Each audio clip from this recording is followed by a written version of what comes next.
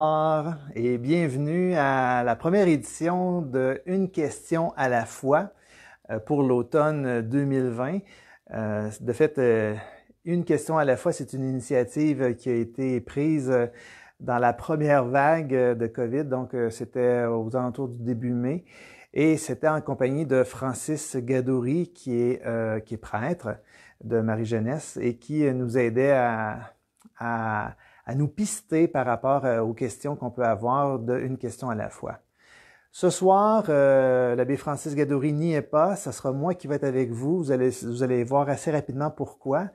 Le but de la rencontre de ce soir, c'est tout simplement de permettre à ce que vous posiez des questions et pour aussi permettre à l'abbé Francis Gadouri et aussi à l'abbé Jocelyn Plante, puisqu'il y aura un duo dans l'émission Une question à la fois, ils vont alterner au niveau des émissions, puis au niveau aussi des réponses, tout dépendant des sujets. Alors, ce soir, c'est une occasion pour vous, puis pour tous ceux aussi qui sont branchés en même temps que vous, que nous, qu'on puisse poser des questions. Alors, il n'y a pas de... J'allais dire, des fois, on n'ose pas poser certaines questions, mais là, ce soir, c'est vraiment, on prend en note toutes vos questions. Il n'y a pas de questions plus importantes ou moins importantes que d'autres. On prend le temps ce soir de se poser des questions au plan de la foi. J'aimerais tout d'abord vous dire, avant qu'on y ait vraiment, qu'on aille au niveau des questions, que que vous écoutez en direct ou bien en différé, vous pouvez écrire vos questions là, dans la section plus commentaires qui est sur le côté. Alors vous allez pouvoir simplement écrire vos questions à cet endroit-là. Ou il y a une autre possibilité qui est celle du courriel. Sur la publicité, c'est indiqué. Alors, c'est coordination@croixglorieuse.ca. Donc, cette adresse-là, vous l'avez aussi là, sur la fiche là, qui est sur la page Facebook de Croix-Glorieuse. Fait que simplement, si vous voulez être plus anonyme pour écrire vos questions, vous pouvez le faire par courriel si vous le désirez. Mais s'il vous plaît, ce soir, prenez quand même l'occasion d'écrire vos questions parce que lorsqu'on se pose une question, ça peut donner l'occasion à quelqu'un d'autre aussi de dire « Ah, OK, cette personne-là se pose cette question-là. » Et puis là, ça fait penser à une autre question telle qu'on peut avoir. Vous savez, la foi, c'est une question de confiance, d'abandon dans le Seigneur. Mais en même temps, la foi aussi, elle a le droit d'être en quête d'intelligence, de comprendre qu'est-ce qui se passe dans le processus de la foi, du croire en Dieu. Lorsque j'ai Jésus dans ma vie, oui, ça pose des questions. Il n'y a pas juste notre temps actuel où est-ce qu'on se pose plein de questions sur qu'est-ce qui va arriver avec la pandémie, tout ça, mais il y a aussi des questions, bien sûr, plus profondes sur le pourquoi de bien des choses dans notre vie. Alors là, avant qu'on aille vraiment dans le processus des questions, j'aimerais vous montrer comment on fonctionne. Donc, à partir de, dans le fond, dans 2 semaines, puisque une question à la fois, c'est vraiment chaque 2 semaines que c'est prévu. Donc, il va y avoir pour chacune des émissions soit l'abbé Francis Gadouri ou l'abbé Jocelyn Plante qui va venir en personne ressource pour vous répondre à une série de questions. Mais il y aura aussi, on est présentement ici dans la salle, dans une des salles de l'Église Précieux Sang, et il y aura toujours quelqu'un qui va être derrière pour pouvoir regarder, on appelle ça monitorer là, ce qui se passe sur Facebook. Parce que lorsqu'on est devant la caméra, on n'est pas au courant de tout ce qui se passe, alors que vous avez déjà la section commentaires. Alors, je vais inviter celui qui est derrière la caméra, mais qui est aussi derrière l'ordinateur. Vous allez voir comment il est positionné. Alors, Ghislain Paradis va être là justement pour nous aider. Je vais inviter Ghislain à venir ici à l'avant pendant que moi, je vais me déplacer, puisqu'il faut respecter le 2 mètres. Viens-t'en, Ghislain. Alors, bonjour à tous, je m'appelle Ghislain Paradis, je suis aussi avec vous pour aider à Francis et à Jocelyn Plante à nous aider à nous éclairer sur la foi. Alors, je serai présent. Posez vos questions, c'est maintenant l'heure. Puis après ça, on va s'amuser ensemble. Alors, vous voyez que Ghislain est installé ici avec un ordinateur, avec un écran aussi qui me permet, puis qui va permettre à l'animateur de bien voir, puis aussi d'être pisté. Alors, ce soir, ça va arriver quelquefois que je vais faire référence à certaines questions qui rentrent déjà. Je me semble que j'ai aperçu déjà une question qui est posée. Alors, posez-les vos questions. Mais tout d'abord, je vais un petit peu revenir avec vous sur quel type de questions qu'on peut poser à une question à la fois. On a reçu au printemps beaucoup de questions qui ont rapport avec la théologie qu'on appelle la théologie dogmatique. Alors, c'est la théologie de manière générale, donc des questions sur Dieu, sur Jésus, sur la foi de manière générale. Alors, lorsqu'on parle de théologie, alors, je vais faire un beau triangle qui parle justement du Père, du Fils et de l'Esprit Saint. Bref, la Trinité, tout ce qui a rapport avec le monde de Dieu, qui est Dieu, la révélation aussi en Jésus-Christ, qui nous a montré aussi que l'Esprit Saint est à l'œuvre et qui se fait présent au cœur de notre vie. Alors, la théologie, donc ça peut être ce type de questions-là, qu'on a reçu d'ailleurs beaucoup au printemps. Il y avait aussi, je sais que le Père Francis avait regardé aussi une émission complète à propos de Marie. Alors, c'est aussi, ça en fait partie de cette catégorie-là. Donc oui, vous pouvez vous poser des questions à propos de Dieu, du monde céleste. Alors, ça ressemble beaucoup à ça, la théologie. Il y a aussi peut-être un autre type de questions. Là, comme je vous parle des différents types de questions, ben déjà, si ça vous allume d'écrire une question, n'hésitez pas à le faire pendant l'émission, puis aussi par après, c'est possible aussi, mais ne retenez pas vos questions. Il y a une autre catégorie qui s'appelle la liturgie. Puis, je mets aussi de manière plus large là, les sacrements. Donc, tout ce qui concerne l'expression de notre foi en communauté. Alors, lorsqu'on est à l'Église en particulier. Alors, des questions à propos de la liturgie, si vous en avez, c'est le bienvenu aussi. À propos des sacrements, sur la compréhension des sacrements, pourquoi que ça se vit de telle façon plutôt qu'une autre. Alors, ce genre de questions-là aussi peut être posé. Il y a une autre catégorie qui s'appelle par rapport à la vie intérieure, je vais appeler ça prière et aussi spiritualité.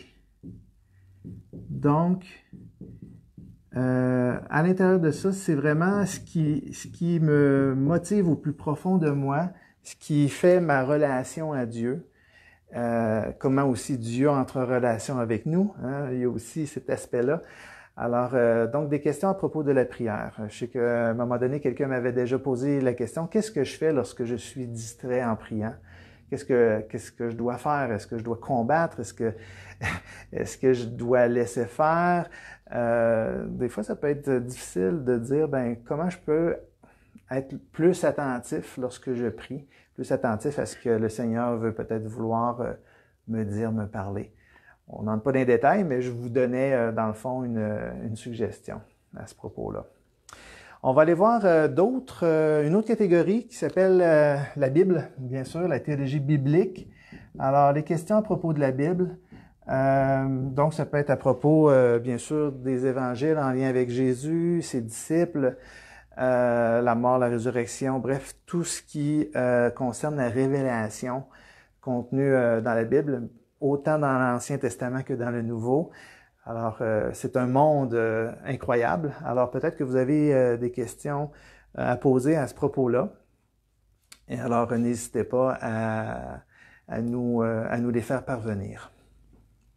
Il y a une autre catégorie que j'appelle la sainteté et aussi la mystique. Alors, tout ce qui a rapport avec, si on peut dire, les personnes qui sont un peu des témoins pour nous.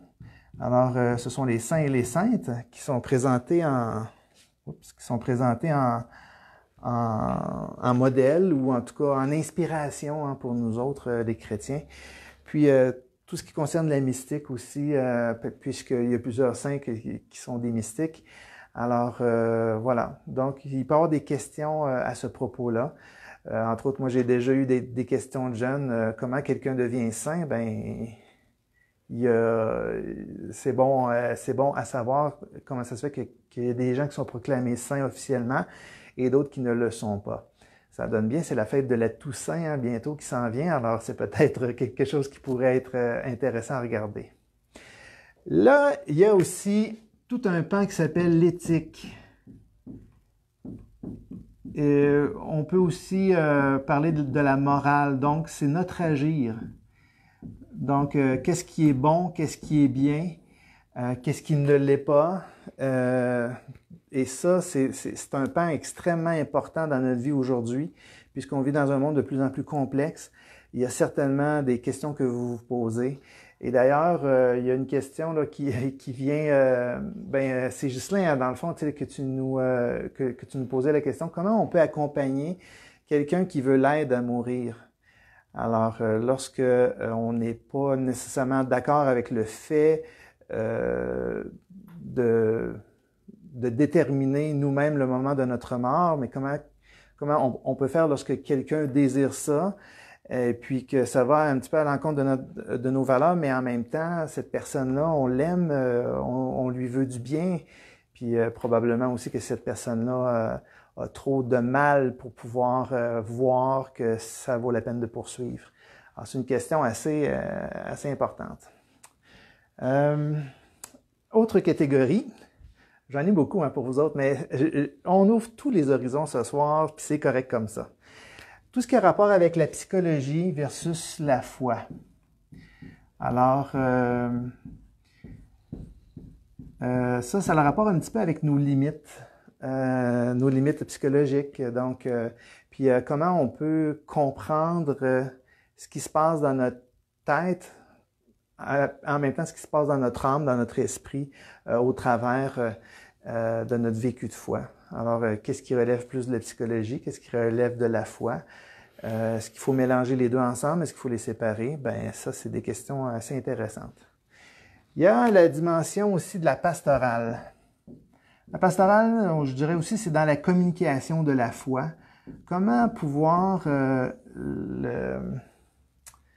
communiquer notre foi. Donc, bien sûr que ça a le rapport avec la transmission de la foi, des fois comme parents par rapport à nos enfants ou nos petits-enfants, l'éducation de la foi aussi, de quelle manière qu'on doit le faire, la prédication, les soins spirituels, l'accompagnement aussi des gens. Alors ça, c'est toute la dimension pastorale, donc comment communiquer et comment vivre ce lien-là avec les autres à propos de la foi. L'évangélisation aussi, bien sûr, peut en faire partie. On poursuit avec... c'est toute une avalanche, hein, je n'ai pas terminé. Il y a aussi ce qui concerne les sciences de la religion.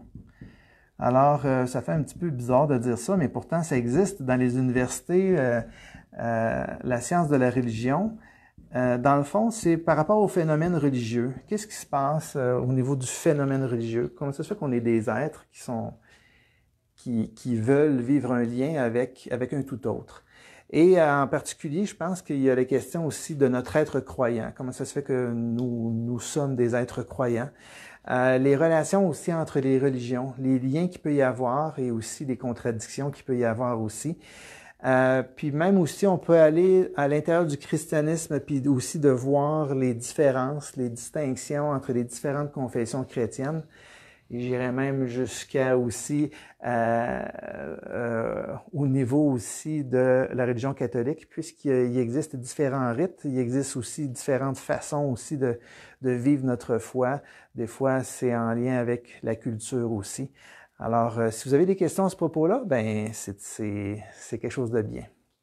Et il y a une dernière, puisque ça a bien l'air que le tableau commence à pouvoir porter tous mes mots. L'histoire de l'Église. Alors, notre histoire avec Dieu, je dirais que c'est un petit peu la prolongation de la Bible. La Bible, bien, c'est la révélation de Dieu jusqu'au premier chrétien. Mais ensuite, il y a l'histoire du peuple de Dieu avec son Dieu et se poursuit avec l'histoire de l'Église. Alors, il y a eu les premiers temps de l'Église, et puis par la suite, bien sûr qu'on a 20 siècles et un petit peu et des poussières d'histoire. Alors, peut-être que vous avez des questions à ce propos-là. J'ai entendu dire que dans le temps, il se passait telle chose. Puis des fois, c'est important de relativiser aussi ce qui se passait dans le temps par rapport à aujourd'hui. Vous savez qu'on a une manière d'appréhender la vie de manière très différente à cette époque-ci qu'on vit par rapport à une autre. Donc, voilà un peu le panorama de styles de questions possibles. C'est sûr que l'abbé Jocelyn Plante, l'abbé aussi Francis Gadouri va vraiment, j'allais dire, probablement catégoriser les questions selon des thèmes qui reviennent, qui sont récurrents dans vos questions. Ce soir, c'est très important ce qu'on fait.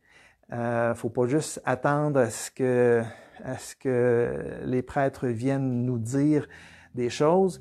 Il faut aussi que ça réponde à une quête que vous avez. Et cette quête-là, c'est ce qu'on fait ce soir. On part à la quête de vos questions qui sont très importantes. Bon, il y a quelques questions d'ailleurs que je vais souligner, que vous voyez probablement aussi dans les commentaires. Alors, ça peut peut-être nous aider aussi à aller plus loin. Il y a quelqu'un qui pose la question, quelle Bible qui serait la meilleure? Quelle Bible qu'on pourrait utiliser qui serait la meilleure? Alors, il y a plusieurs traductions, il existe plusieurs versions. Laquelle? Alors, puis même, je dirais du côté des catholiques, c'est laquelle qu'on utilise en particulier.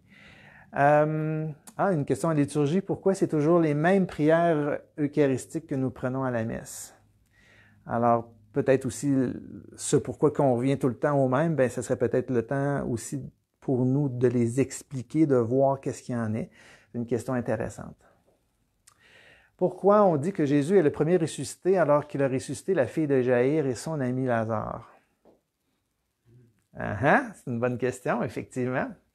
Dans le Je crois en Dieu, il est dit, en parlant de Jésus, il reviendra pour juger les vivants et les morts. Donc, ceux qui sont morts ne sont pas déjà ressuscités? C'est une excellente question. En passant, moi, j'ai fait un mémoire de maîtrise en théologie sur ce qui se passe dans l'au-delà. Alors, moi, j'aurais des choses à dire, mais je trouve ça vraiment très intéressant comme question. On m'a récemment demandé s'il existe des degrés de bénédiction. On bénit des personnes, mais on bénit aussi des objets, un repas, une maison ou même des animaux.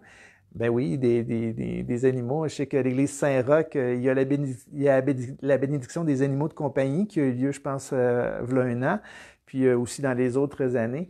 Alors ben oui, mais ça fonctionne comment? Et ça sert à quoi, si on peut dire, ce type de bénédiction-là?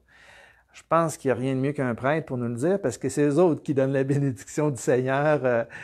Ils pourront certainement nous aider à ce niveau-là. Il y a pourquoi prier, aller à la messe tous les jours, à toutes les semaines. Alors, c'est une bonne question, bien que ces temps-ci, en tout cas cette année, c'est difficile d'y aller à tous les jours ou à toutes les semaines. On a eu au-delà de 100 jours sans avoir la possibilité d'entrer à l'église. Mais oui, pourquoi que quand les églises sont ouvertes, que c'est une tradition d'y aller quand même assez souvent. Voilà, notre mission sur Terre n'est-il pas être un exemple d'amour, de bien, au lieu de demander en prière? Alors, effectivement, on peut penser qu'il y a comme une dichotomie entre le fait de prier puis le fait d'agir.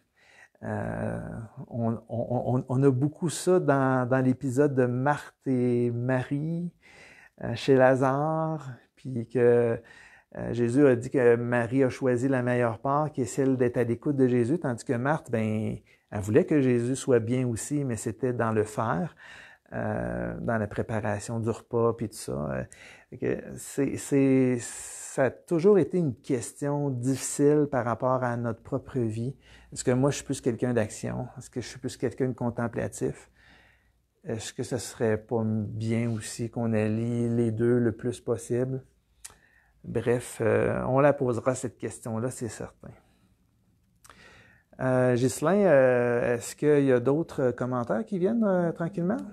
Pas encore. Pas encore. Nickel. Alors, on vous invite vraiment à aller poser ces questions-là. Pas juste ce soir. Si, admettons, vous écoutez en différé, on vous invite simplement à tout de suite écrire un commentaire. On peut écrire des commentaires une fois que l'émission est terminée. Et je vous invite aussi à travers le courriel si vous hésitez à le partager puis d'être identifié, comme vous voulez. Alors, à coordination@croixglorieuse.ca. Écrivez vos questions et moi, je les transmettrai avec joie à Jocelyn, à l'abbé Jocelyn Plante et aussi au père Francis Gadouri. D'ailleurs, ils s'y attendent que demain, je donne déjà vos questions, mais s'il y en a d'autres durant les 2 prochaines semaines, on pourra certainement le faire. J'aimerais aussi vous dire une chose. Bon, on sait que ce soir, on est le mercredi, hein. Vous savez qu'à minuit, il se passe rien de particulier, à part le fait qu'on sait que il y a des mesures beaucoup plus grandes qui sont faites où là, on entre dans une deuxième vague et un semi-confinement.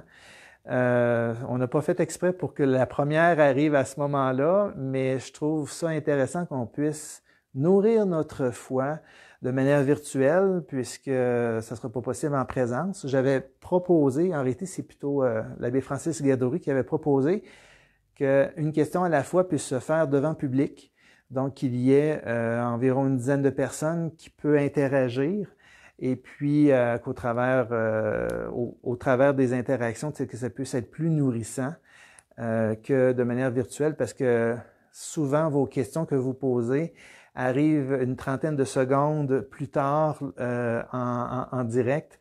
Alors, c'est difficile de réagir assez rapidement. Et bon, là, à cause, bien sûr, du semi-confinement, ça risque d'être difficile de vous faire venir lors d'une question à la fois à l'Église Précieux Sang.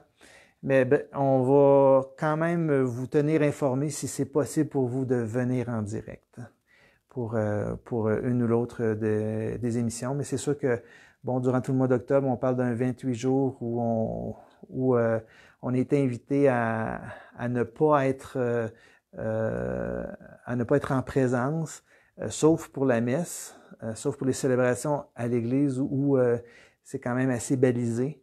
Alors voilà. Donc on va essayer de s'en tenir à ça et de pouvoir quand même nourrir notre foi comme on fait présentement à travers le partage des questions, à travers ici les différentes catégories possibles. Une autre question ici. Pourquoi prier? Non, celle-là, c'est Carole qui demande pourquoi un prêtre ne peut pas confesser ses parents. C'est drôle, moi je ne m'étais jamais posé cette question-là, mais c'est intéressant. Alors j'imagine que Carole s'est déjà fait dire ça. Elle demande également aussi pourquoi certains prêtres refusent de marier les personnes âgées. Alors ça m'étonne. Il faudra peut-être regarder justement avec les prêtres, voir avec l'abbé Francis et l'abbé Jocelyn, qu'est-ce qu'il y en est. Alors des fois, hein, on entend parler des choses, des fois c'est nous-mêmes qui avons reçu une réponse, puis là on se dit, ça a-tu de l'allure, ça a-tu du bon sens? Puis que là vous voulez aller un petit peu à la source de la foi chrétienne. Eh bien, une question à la fois sert à ça. Il y a un petit jeu de mots aussi hein, dans le titre, hein, une question à la fois. Il n'y en a rien qu'une à la fois, mais c'est davantage l'autre qui est une question à la fois, c'est-à-dire qu'on pose une question à notre foi. Comment ça se fait que c'est comme ça? Comment ça se fait que je vis telle chose aussi? Donc, c'est à vous de nous les poser, ces questions-là. Et puis, c'est sûr qu'au fur et à mesure dans l'année aussi, on accumulera d'autres questions. Mais l'abbé Francis, l'abbé Jocelyn m'ont dit, ben là, il faut partir de quelque part. Ils m'ont dit, ben là, comment on peut le faire? Puis là, je leur ai dit, je vais entrer dans l'arène qui est ce soir et je vais leur poser les questions pour vous. Et puis, c'est ça, on est présentement en période de récolte, si on peut dire. Ça donne bien, hein? On est au début de l'automne et puis ben là, c'est la fin des récoltes. Ben là, on continue à récolter, mais là, c'est des questions pour vous, pour aller plus loin au niveau de la foi. L'expression « une foi qui est en quête d'intelligence », c'est vraiment la place pour ça, là, pour cette édition-là d'émission là, que l'unité pastorale de la Croix-Glorieuse produit, une question à la fois. Est-ce qu'il y a d'autres questions qui rentrent? Alors, on vous invite vraiment à aller poser ces questions-là. Alors, je répète une dernière fois le courriel qui est coordination@croixglorieuse.ca pour nous poser ces questions-là. Et puis, dans 2 semaines, à la mi-octobre, on sera déjà en mesure d'accueillir l'abbé Francis Gadouri qui va vraiment lancer l'émission Une question à la fois, qui va être en formule d'environ 3/4 d'heure à 1h15. Ça dépend bien sûr des dimensions reliées aux questions. Il y aura aussi généralement aussi un temps de prière que l'abbé Francis a l'habitude de faire, puisque ça se fait aussi dans un climat de prière, dans un climat où on pose des questions, même si on peut dire à Dieu, alors qu'on soit attentif aux signes de l'Esprit pour nous aider aussi à mieux comprendre, à mieux vivre notre foi selon les questions, bien sûr, que l'on se pose. Et je vous rappelle qu'il n'y a pas de questions niaiseuses, il n'y a que des questions, et ces questions-là, ce sont les vôtres. Alors, je vous invite à creuser un petit peu qu'est-ce qui vous chicote, quelles questions que vous vous êtes déjà posées, dont vous n'avez pas obtenu réponse encore, ou que vous voulez approfondir, une dimension de la vie, une dimension chrétienne, biblique, comme on voit ici, la théologie, la liturgie, sur les sacrements, la prière, la spiritualité, le monde biblique, la sainteté, questions éthiques sur la morale, psychologie et foi, la pastorale, la manière de pouvoir aussi communiquer notre foi. Comment je fais là, pour évangéliser? Jésus nous invite à annoncer la bonne nouvelle. D'accord, on est en 2020, comment on fait ça? C'est pas toujours évident.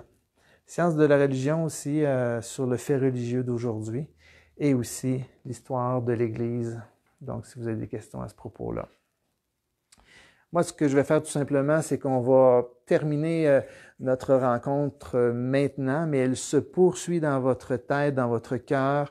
Si vous avez des questions, ajoutez des commentaires, n'hésitez pas, puisque c'est à partir de ça que l'abbé Francis Gadouri va partir avec nous dans 2 semaines.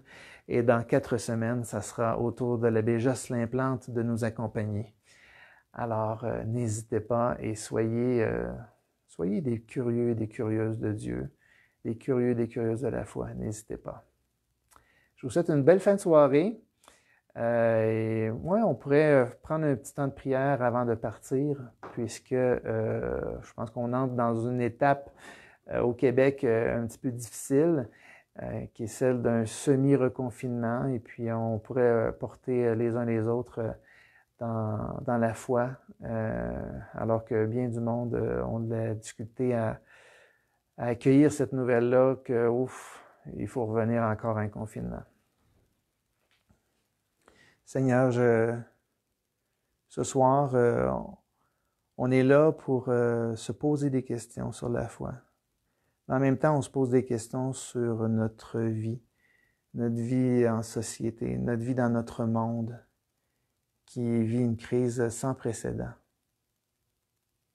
Seigneur, on t'a déjà imploré plusieurs fois et on revient encore t'implorer aujourd'hui de venir nous accompagner dans cette difficulté-là et que tu nous aides à trouver des solutions à ce que ce virus-là puisse partir, puis qu'on puisse être davantage libre de nos mouvements, libre aussi dans nos relations avec les autres, d'aller les voir, de pouvoir un jour revenir au fait de se toucher, de revenir au fait de câliner ceux qu'on aime, d'être proche de ceux et celles qui en ont le plus besoin. Alors, je te demande, Seigneur, de venir particulièrement auprès de ceux et celles qui vont souffrir de solitude, que tu viennes toi-même donner un baume par ta présence, par une étincelle dans leur cœur que tu pourras leur donner, à travers aussi notre possibilité d'être auprès des autres de manière différente. Seigneur, viens. Notre Père qui es aux cieux, que ton nom soit sanctifié, que ton règne vienne, que ta volonté soit faite sur la terre comme au ciel. Donne-nous aujourd'hui notre pain de ce jour. Pardonne-nous nos offenses comme nous pardonnons aussi à ceux qui nous ont offensés. Et ne nous laisse pas entrer en tentation, mais délivre-nous du mal. Faisons sur nous le signe de la croix, signe de fierté et aussi signe de l'appartenance au Christ mort et ressuscité, au nom du Père, du Fils et du Saint-Esprit. Bonne soirée et ne laissez pas vos questions au fond du tiroir. Venez nous les écrire, n'hésitez pas.